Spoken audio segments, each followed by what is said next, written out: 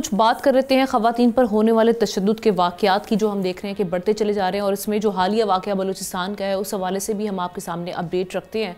ये owner killing के नाम पर जो ये कत्ल हुआ, इस हवाले से बानो बीबी की माँ का वीडियो बयान सामने आया है, जिसमें उन्होंने कहा कि बानो को बलोच रस्म के मुताबिक सज़ा दी गई और सरदार बेकसूर हैं।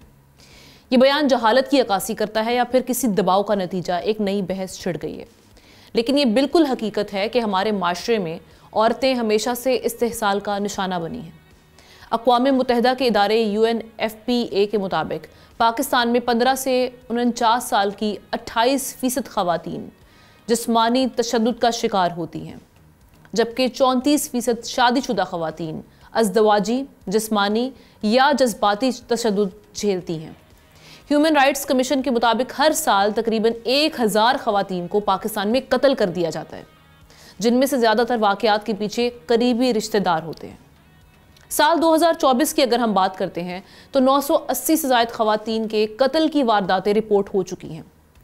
ये अदादोशुमार मुआशरती बेहिसी हैं, जहालत है, या फिर कानून की अदम मौजूदगी है, या कानून खामोश है।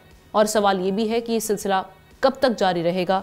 इसकी रोकथाम, जो सोशल बैरियर्स हैं ख़ास तौर पर, इनसे कैसे एड्रेस किया जाए? सब्सक्राइब करें और बेल दबाएं ताकि कोई खबर रह न जाए।